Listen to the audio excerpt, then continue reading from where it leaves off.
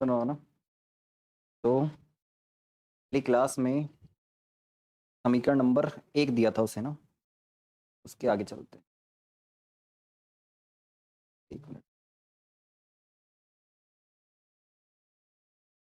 तो जो समीकरण 1 है ना, उस समीकरण नंबर 1 के अंदर द्रव्यमान संख्या को नियत रखना है और द्रव्यमान संख्या को नियत रखकर जेड के सापेक्ष अवकलन करना है। चेक करना। समीकरण 1 में एक को नियत रखकर जेड के सापेक्ष अवकलन करने। एक बार चेक करना, मैं लिख रहा हूं डायरेक्ट अवकलन ना, आपके पास समीकरण लिखी होगी।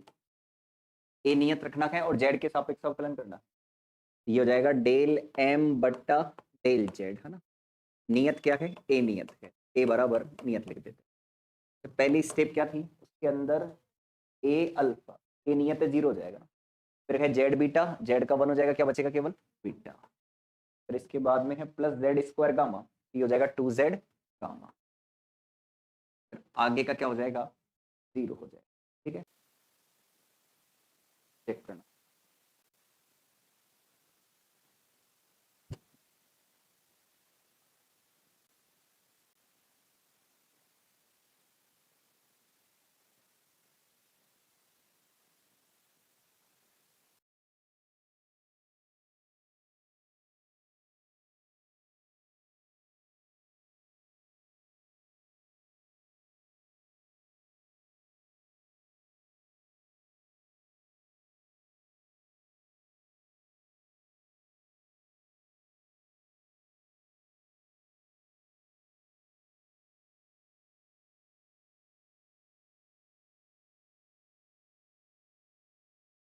चलो चेक करना, अब सही आ रहा होगा।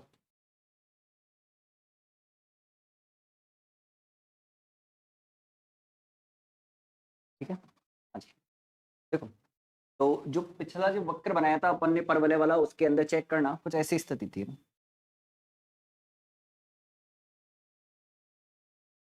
तो देख रहा हो, चेक करना। जेड बराबर जेड एस पर, है ना, ये वाली वैल्यू क्या होती है? न्यूनतम होती है। तो मैक्सिमा और मिनिमा ज्ञात करने के लिए अपन क्या करते हैं? एक बार अवकलन 0 कर देते हैं। तो आप ऐसे बोल सकते हो, नाभिक स्थायित्व प्रतिबंध हेतु जेड बराबर जेड एस पर इसका एक बार जो अवकलन है ना, वो क्या होना चाहिए? 0 होना चाहिए। यानी डेल एम बट्टा डेल जेड, ए तो नियत है, ये 0 के बराबर होना। समीकरण नंबर देंगे इसे 3। अब क्या करेंगे? 2 और 3 से बराबर कर देंगे। समीकरण 2 व 3, यहां से क्या आएगा? बीटा। ठीक है,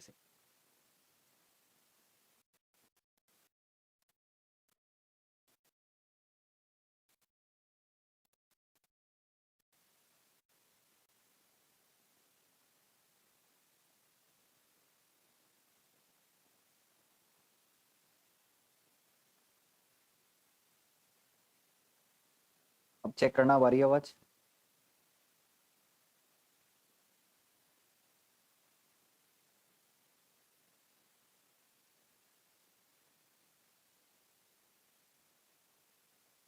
चलो उतारो एक बार।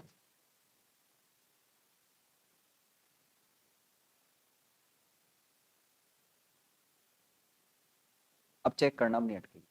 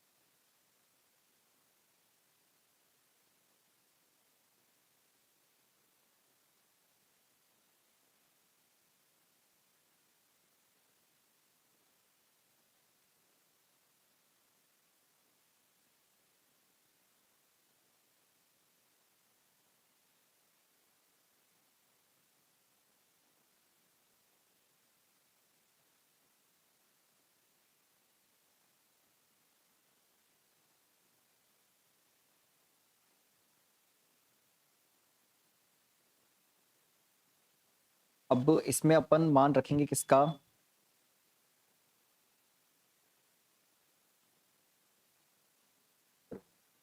अब क्या करेंगे अपन, इसके अंदर बीटा और गामा का मान रख देंगे। किसका मान रख देंगे, बीटा और गामा का मान रख देंगे। तो बीटा और गामा का मान बीटा व गामा का मान रखो। देखो एक बार क्या आया था बताओगे मुझे, बीटा और गामा की वैल्यू बोलना कितनी आई थी, जेड एस बराबर बीटा की कितनी थी,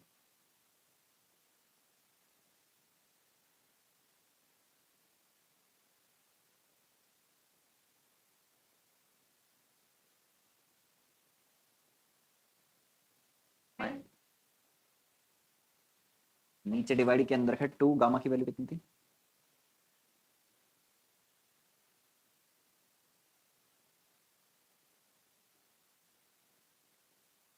ठीक है ये थी ना।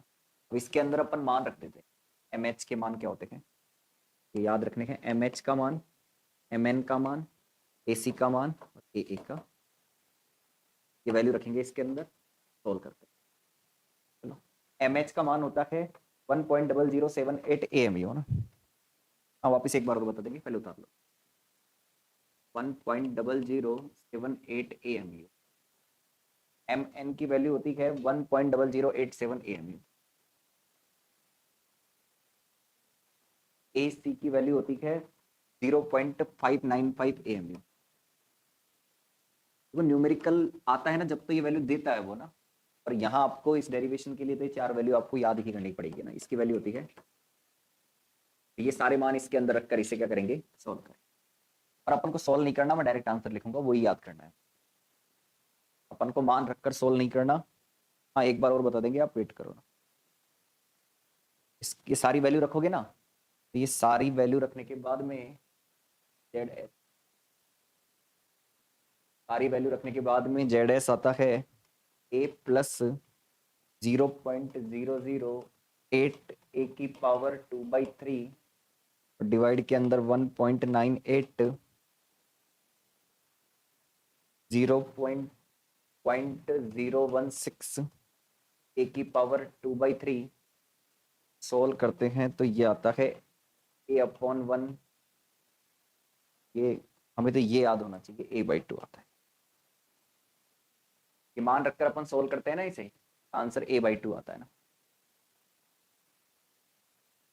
सारी वैल्यू है एम एच की, एम एन की, ए सी की, ए की, ये मान रखते हैं और सोल्व करने पर वो आता है, उसको ऐसे लिखा है, ठीक है।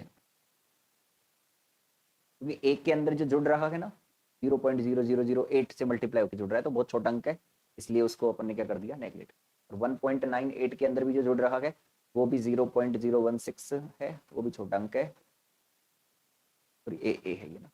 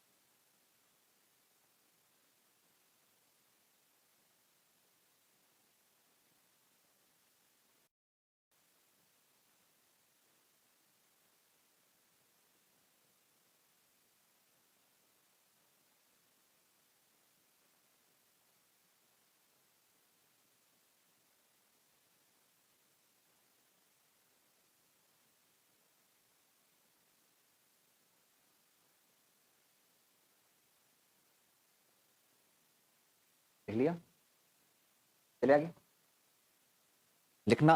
अतः हम कह सकते हैं कि, अतः हम कह सकते हैं कि हल्के नाभिक यदि स्थायी है, हल्के नाभिक यदि स्थायी है तो उनका परमाणु क्रमांक द्रव्यमान संख्या का आधा होगा। तो उनका परमाणु क्रमांक द्रव्यमान संख्या का आधा होगा। तो उनका परमाणु क्रमांक द्रव्यमान संख्या का आधा होगा। तो मैं एक बार रिपीट कर देता हूँ, बहुत सिंपल है। पिछली क्लास के अंदर हमारे पास में समीकरण नंबर 1 आया है। उस समीकरण नंबर 1 का हमने एक को नियत रखकर जेड के सापेक्ष अवकलन किया है। तो डेल एम बटा डेल जेड को नियत रखा है एक को। अवकलन चेक कर लो, ये आएगा ना वहां पे, ना वहां पे अवकलन ये आएगा समीकरण 1 का। एक को नियत रखकर जेड के सापेक्ष अवकलन करेंगे। तो मैं एक बार समीकरण 1 चेक कर लो। पहली टर्म है ए अल्फा, ए नियत है 0 हो जाएगा। दूसरी टर्म है जेड बीटा, जेड का 1 हो जाएगा, बीटा बचेगा। तीसरी टर्म है जेड स्क्वायर गामा, तो जेड स्क्वायर का 2z हो जाएगा, गामा कांस्टेंट। और चौथी के अंदर तो ए आ रखा है, तो वो तो 0 हो जाएगा। ओके, अब नाभिक के स्थायित्व प्रतिबंध की कंडीशन क्या होती है? जेड बराबर जेड एस पर ये वाला जो अवकलन है ये किसके बराबर होना चाहिए? 0 के बराबर होना। क्यों होना चाहिए 0 के बराबर? जब भी आप मैक्सिमा मिनिमा ज्ञात करते हो तो एक बार अवकलन करके किसके बराबर कर देते हो? 0 के बराबर कर देते हो, ठीक है ना। तो आप जो वक्र देखोगे, इससे पहले जो कर्व, सॉरी, वो ग्राफ बना रखा है अपन ने, वो कुछ ऐसे था ना, वो वक्र कुछ इस तरीके से था। इस जगह जेड बराबर क्या है? जेड है। इस जगह एम की वैल्यू क्या है? न्यूनतम। इसका एक बार जेड के सापेक्ष अवकलन करके किसके बराबर कर देंगे? 0 के बराबर कर देंगे। और जेड बराबर क्या रख देंगे? Z S. 2 और 3 का लेफ्ट साइड बराबर है, ये सॉरी लेफ्ट साइड बराबर है तो राइट साइड बराबर कर देंगे, और जेड की जगह क्या रख देंगे? जेड है। यहाँ से जेड एस की वैल्यू ज्ञात कर लो, ठीक है। अब जेड एस की वैल्यू ज्ञात करने के बाद में बीटा और गामा की वैल्यू थी वो इसके अंदर रख दी। एम एच की वैल्यू होती है 1.0078 AMU, एन की वैल्यू होती है 1.0087 AMU, फिर ए सी की वैल्यू होती है 0.595 मिलियन इलेक्ट्रॉन वोल्ट, और ए की होती है 19 इलेक्ट्रॉन वोल्ट। अब ये सारा मान इसके अंदर रखोगे तो रखने के बाद में ये स्टेप आती है। अब इसके अंदर चेक करेंगे तो ए में कुछ जुड़ रहा है ना, और वो अंक चेक कर लो क्या है? 0.0008 है ना, नेग्लिजिबल है, तो ऊपर ए बचेगा केवल।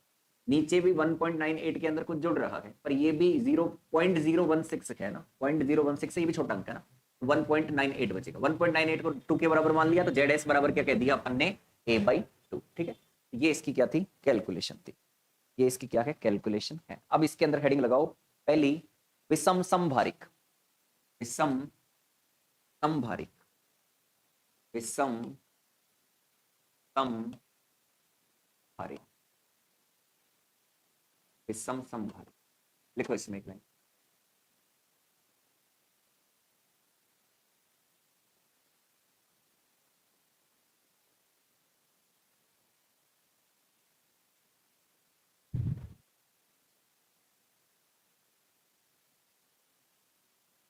देखना, ऐसे नाभिक जिनके लिए द्रव्यमान संख्या समान एवं विषम हो, ऐसे नाभिक जिनके लिए द्रव्यमान संख्या समान एवं विषम हो, द्रव्यमान संख्या समान एवं विषम हो, उन्हें विषम समभारिक कहा जाता है। विषम समभारिक कहा जाता है। इनके लिए एपी बराबर 0 होता है।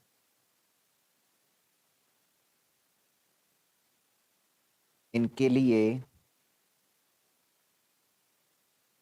एपी, एपी है ना, था एपी युग्मन गुणांक था ना, इनके लिए एपी बराबर 0 होता है। लाइन और पैराग्राफ चेंज करके देखना, कैपिटल ए बराबर 91, कैपिटल ए बराबर 91 के लिए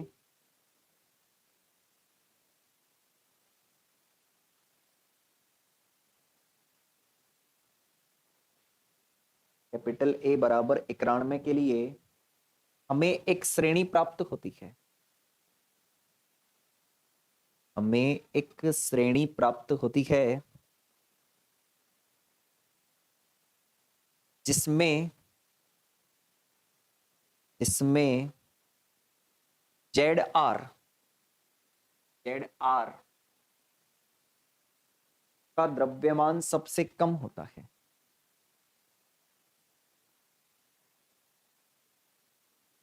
जिसमें ZR का द्रव्यमान सबसे कम होता है, अर्थात यह अपनी श्रेणी में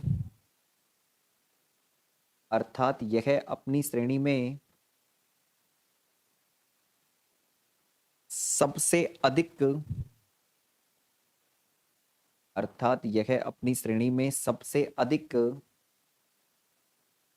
स्थायी हो,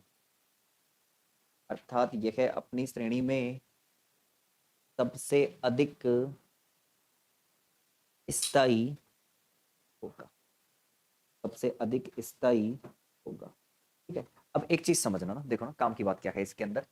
विषम समभारिक का मतलब हो गया कि जो द्रव्यमान संख्या है उसका मान क्या होगा, विषम होगा। और सबके लिए क्या होना चाहिए, समान होना चाहिए, है ना।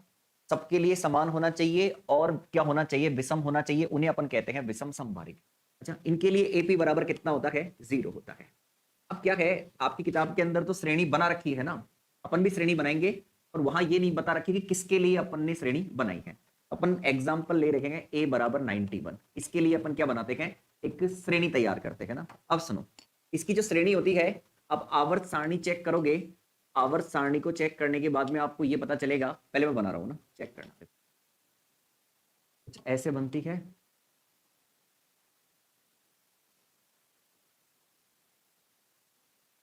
चेक करो।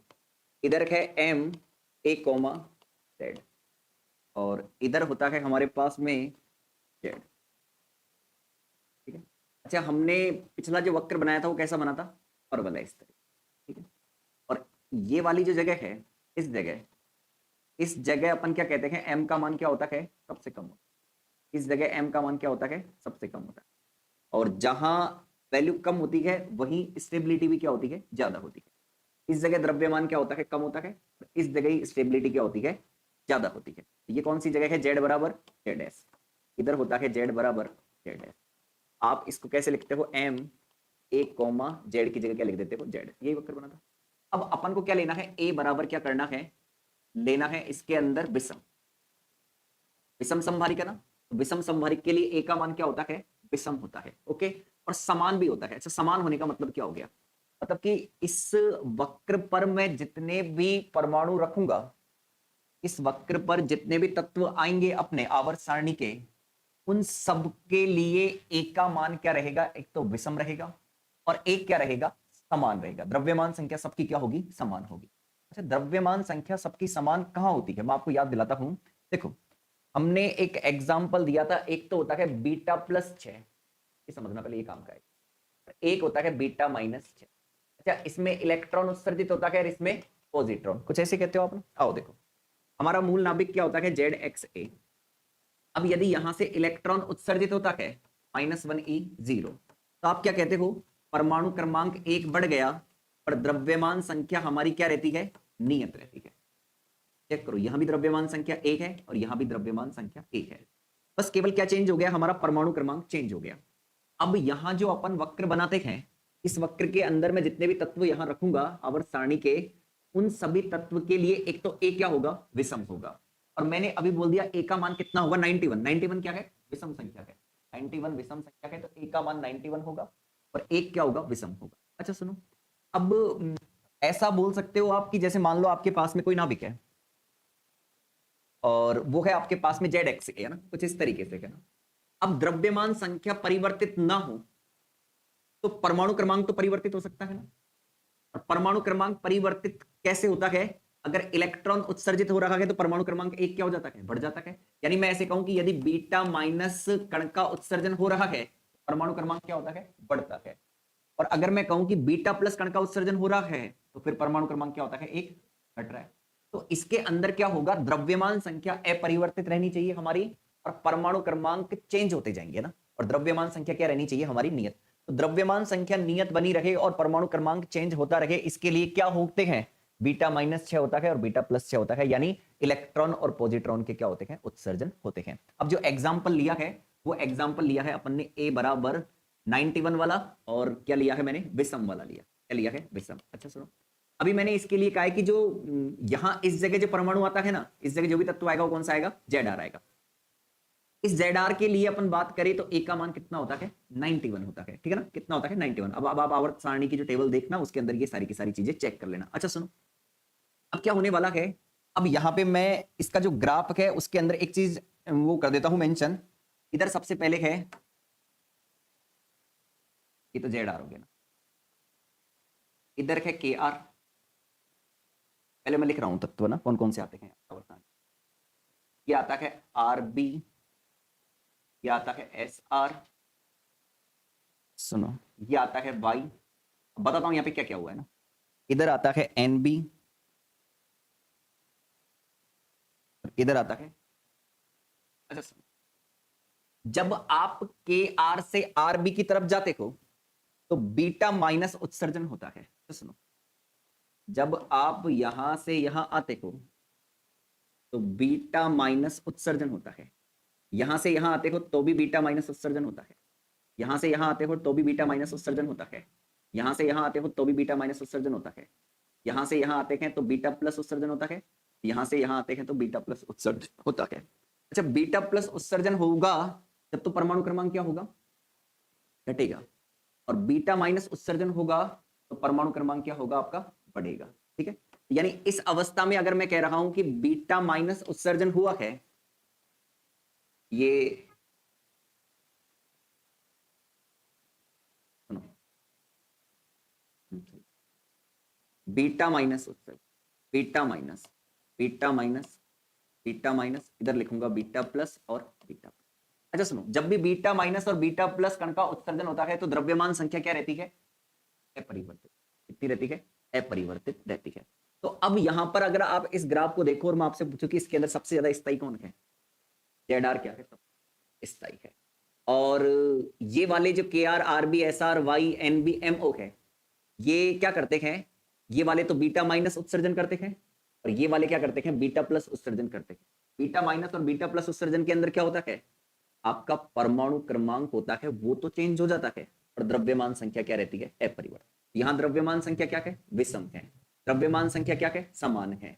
तो ये कौन से नाभिक कहलाएंगे, विषम संभारिक कहलाते हैं। कौन से कहलाते हैं, विषम संभारिक कहलाते हैं।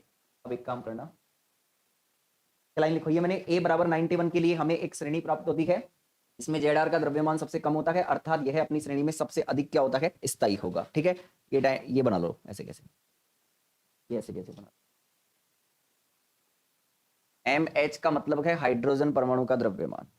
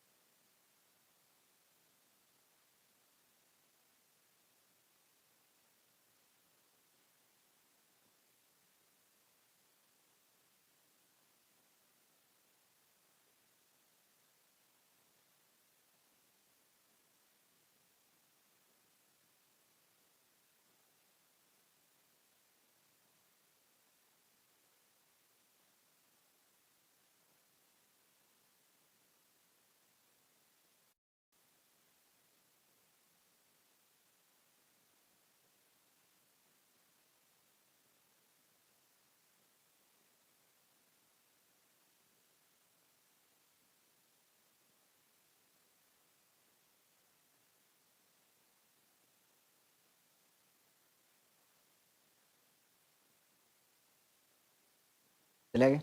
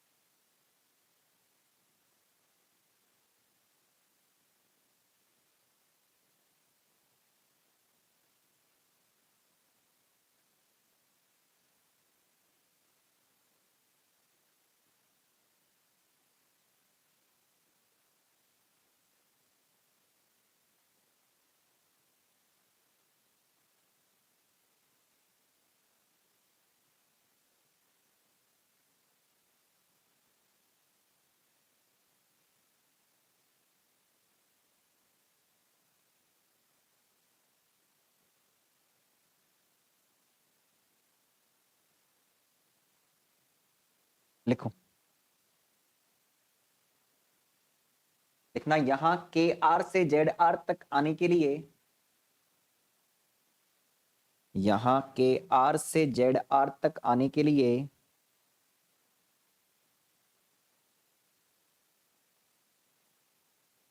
बीटा माइनस कणों का उत्सर्जन होता है, बीटा माइनस कणों का उत्सर्जन होता है, जिसके कारण, जिसके कारण परमाणु क्रमांक 1 बढ़ जाता है, इसके कारण परमाणु क्रमांक 1 बढ़ जाता है,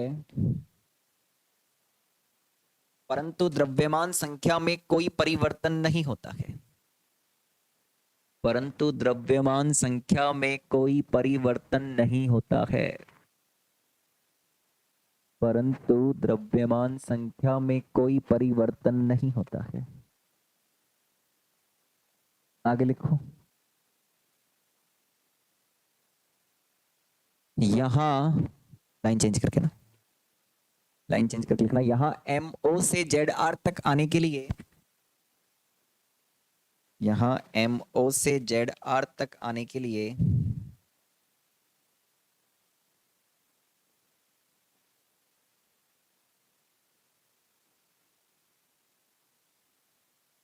बीटा माइनस कणों, सॉरी बीटा, बीटा प्लस, ये बोल रहा हूं, यहां MO से ZR तक आने के लिए बीटा प्लस कणों का उत्सर्जन होता है,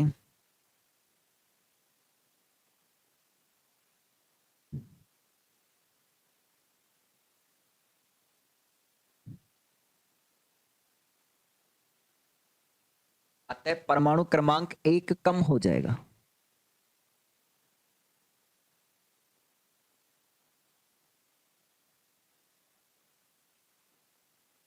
अतः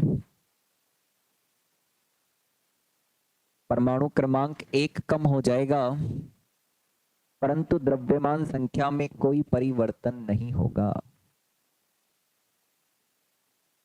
परंतु द्रव्यमान संख्या में कोई परिवर्तन नहीं होगा, परंतु द्रव्यमान संख्या में कोई परिवर्तन नहीं,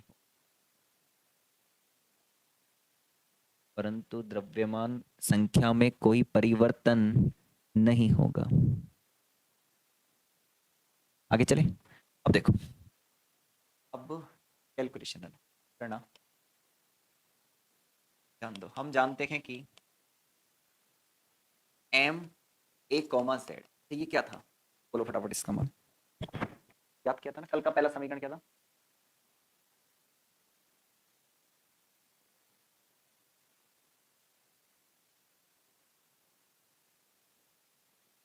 ओके, अब आओ चेक करो, ना ना ये आ गया, चूंकि इसके लिए एपी क्या होता है 0, तो ये MA, Z alpha A Z beta Z square gamma, तो सुनो जेड बराबर जेड एस पर, ये MA जेड की जगह जेड एस आ जाएगा, अल्फा ए जेड की जगह जेड एस आ जाएगा, और फिर Z S square gamma, Z S बराबर कितना आया था अभी, माइनस का बीटा अपॉन 2, माइनस का बीटा अपॉन 2 गामा ना, तो बीटा बराबर कितना आ जाएगा, माइनस का 2 गामा, ये मान इसके अंदर रख दो, MA, ZS बराबर अल्फा ए है, इसका गुणा किससे कर दे, जेड एस से, कितना हो जाएगा 2 gamma Z S square gamma Z S, तो ये क्या बचेगा, MA, ZS बराबर अल्फा ए,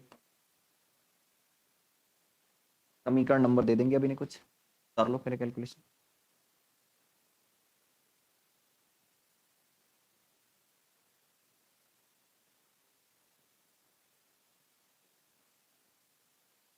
एक तो 2,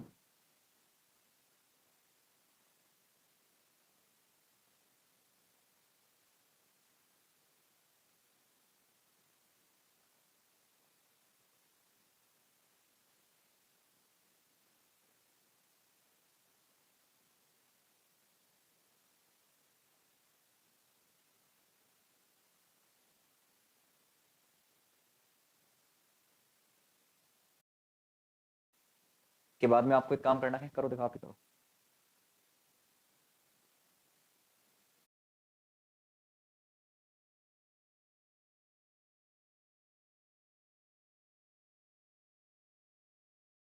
एक में से 3 घटा के ये रिजल्ट लेके आना है। हो जाओ शुरू।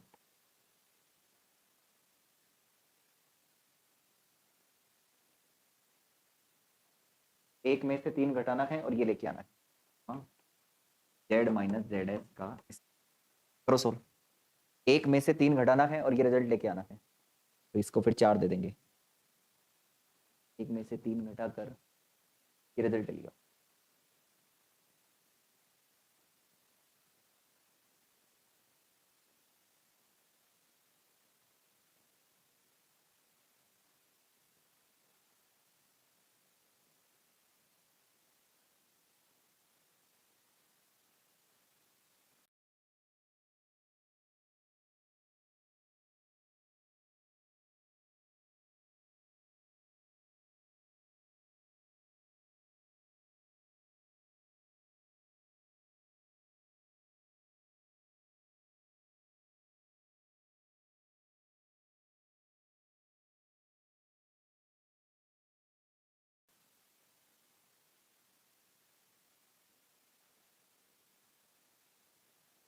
कल खत्म हो जाएगी यूनिट।